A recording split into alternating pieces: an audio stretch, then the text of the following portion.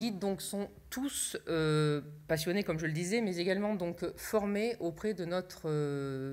Enfin, c'est une sorte en fait d'école qui permet donc de réaliser donc ce réseau mondial de guides qui sont un petit peu tous formés selon les mêmes pratiques, qu'il s'agisse d'un guide local ou d'un guide international.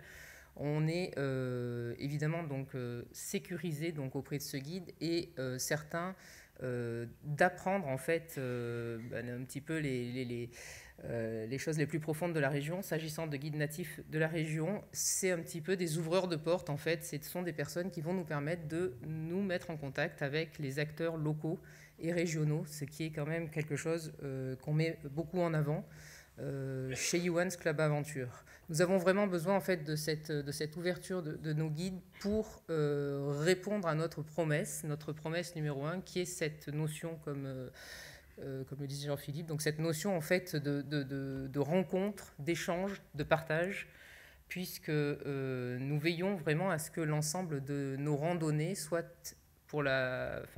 tant que faire se peut, alliées à cette notion de rencontre de producteurs, d'artisans, d'acteurs locaux en fait. Au niveau de notre offre, donc on a une offre assez variée, puisqu'on propose une soixantaine de sorties et séjours différents, donc sur plusieurs formats, avec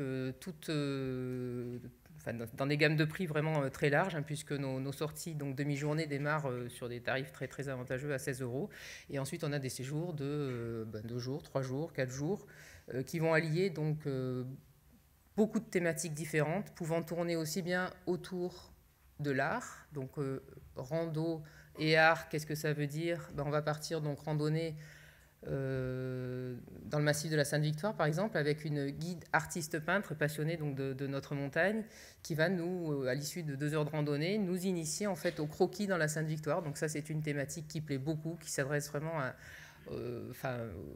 à tout le monde, aussi bien aux gens qui n'ont jamais tenu un crayon entre leurs mains qu'aux gens qui ont un petit peu plus l'habitude de cette forme d'art en tous les cas.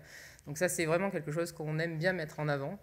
On a également des randos saveurs, donc ce sont des randonnées qu'on va allier à des pique-niques haut en couleurs ou en saveurs. Ce sont des randonnées qu'on va également allier à des visites de domaines viticoles. En l'occurrence, on en a une également Sainte-Victoire, donc qui permet de visiter le domaine de Saint-Cerf. Donc on fait cette randonnée avec un guide naturaliste qui va nous enseigner toutes les différentes plantes, épices que l'on va croiser, comestibles, médicinales, toxiques, etc. Et qui va ensuite nous amener donc, dans ce domaine viticole pour une dégustation de vin. Et cette journée va se clôturer par un pique-nique saveur, justement, autour de toutes ces plantes que l'on aura croisées lors de la randonnée. On a également des randoformes qui permettent d'allier randonnée et yoga ou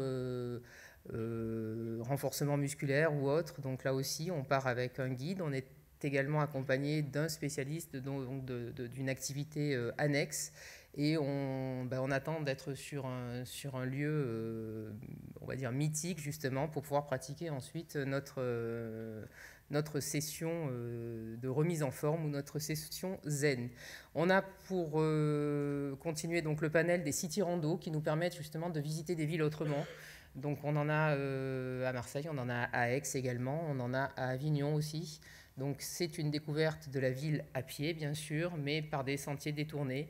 On utilise, tant que faire se peut, les traces du GR 2013, donc que ce soit à Marseille ou à Aix, pour réellement donc donner cette connotation randonnée donc à cette visite de ville. Et pour finir, donc on a des randonnées palmées qui sont donc des randonnées aquatiques. Voilà, donc ça c'est pour vous donner un petit peu un éventail de tout ce que l'on